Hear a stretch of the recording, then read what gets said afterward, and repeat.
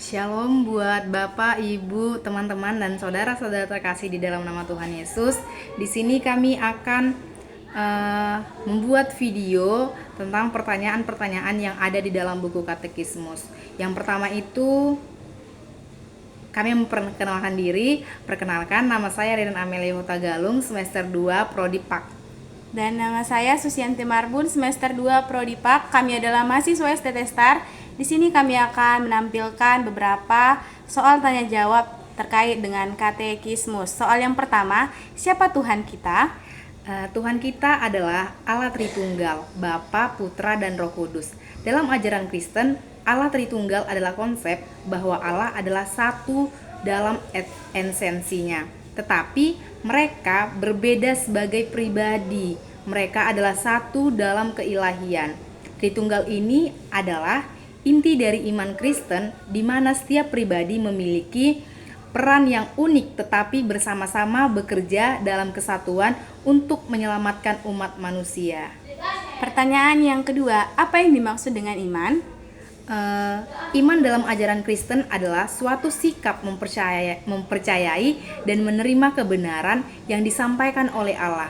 Iman tidak hanya terbatas pada keyakinan intelektual semata, tetapi juga melibatkan penerimaan penuh terhadap ajaran yang diwahyukan Allah, dan baik melalui kitab suci atau Alkitab maupun melalui tradisi gereja. Iman bisa juga disebut sebagai dasar kehidupan Kristen yang menyeluruh. Iman berarti lebih dari sekedar percaya kepada eksistensi Allah atau pada ajaran agama Kristen, tetapi juga berhubungan dengan pribadi dengan Allah yang hidup dan mengandalkannya dalam segala aspek kehidupan. Kita akan melanjutkan pertanyaan ketiga, apa arti dari Tritunggal dalam iman Kristen? Tritunggal dalam iman Kristen yaitu ajaran inti dalam iman Kristen yang mengajarkan bahwa Allah adalah satu dan dalam esensi. Tetapi ada tiga pribadi yang berbeda, Bapa, Putra, Yesus Kristus dan Roh Kudus. Ketiganya bekerja dalam kesatuan yang sempurna untuk keselamatan umat manusia. Kita akan melanjutkan ke soal yang keempat, apa itu asal dosa? Asal dosa atau dosa asal adalah dosa yang dilakukan oleh Adam dan Hawa ketika mereka melanggar perintah Allah di Taman Eden yang tercatat dalam Kejadian 3. Mereka diperintahkan untuk tidak memakan buah dari pohon pengetahuan tentang yang baik dan yang jahat. Namun, mereka tergoda oleh ular atau yang dipengaruhi oleh iblis dan akhirnya memakan buah terlarang tersebut. Akibat dari tindakan ini, mereka jatuh ke dalam dosa yang membawa dampak serius bagi mereka sendiri, keturunan mereka, dan seluruh ciptaan. Pertanyaan yang kelima, apa tujuan dari doa? Tujuan doa adalah untuk berkomunikasi dengan Allah, memujinya, berterima kasih kepadanya, dan memohon bimbingan serta rahmat-Nya, dan untuk mempererat hubungan umat manusia dengan Allah. Doa bukan hanya sekedar permintaan, tetapi juga merupakan bentuk penghormatan, rasa syukur, dan berkomunikasi dengan Allah yang mengasihi kita. Selanjutnya ada pertanyaan yang keenam, yaitu apa yang dimaksud dengan sakramen?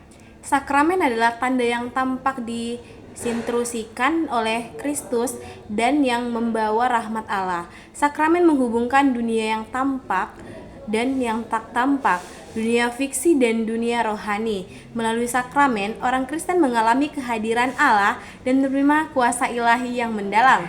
Pertanyaan yang ketujuh, apa itu pembaptisan? Pembaptisan adalah sakramen pertama yang diterima oleh seorang Kristen yang menyucikan seseorang dari dosa asal, menyatukan mereka dengan tubuh Kristus yaitu gereja, dan memberi mereka hidup baru dalam Kristus. Dalam ajaran Kristen, pembaptisan adalah langkah pertama dalam pelajaran iman seseorang dan merupakan tanda perjanjian antara Allah dengan umatnya. Yang kedelapan, mengapa Yesus Kristus disalibkan? Pengorbanan Yesus di salib adalah inti dari keselamatan Kristen. Melalui pengorbanannya, Yesus menebus dosa umat manusia, membuka jalan untuk perdamaian dengan Allah, dan memberikan hidup yang kekal kepada semua yang percaya. Salib Yesus adalah simbol kasih Allah yang tak terbatas yang memberikan pengampunan, pengharapan dan kesempatan untuk hidup baru dalam Kristus. Kebangkitan Yesus Kristus memberi jaminan bahwa kematian bukanlah akhir dari segalanya, tetapi awal dari kehidupan kekal bersama Allah. Sebagai pengikut Kristus, kita dipanggil untuk mengikuti jejaknya dalam pengorbanan dan pelayanannya kepada sesama kita. Yang kesembilan, apa arti dari kebangkitan Yesus? Kebangkitan Yesus adalah puncak kemenangan atas dosa, maut, dan segala kuasa kegelapan. Dengan kebangkitannya, Yesus memberi kita harapan hidup kekal yang tidak tergoyahkan. Kebangkitannya membuktikan bahwa maut tidak lagi memberi kuasa atas umat manusia dan membuka jalan bagi kita untuk menerima kehidupan baru yang penuh dengan pengharapan dan kasih Allah. Apa yang dimaksud dengan Ekaristi?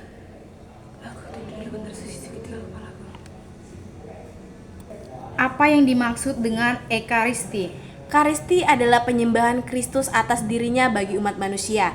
Di salib, Yesus memberikan tubuh dan darahnya untuk keselamatan umat manusia. Dalam Ekaristi, umat memperbaharui kemenangan dan mengalami kembali pengorbanan Kristus.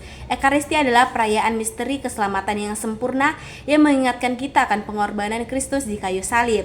Oke, sekian dari video yang bisa kami tampilkan. Jangan lupa like, Komen, komen, and share. Oke, terima kasih. Dadah. Shalom. Shalom.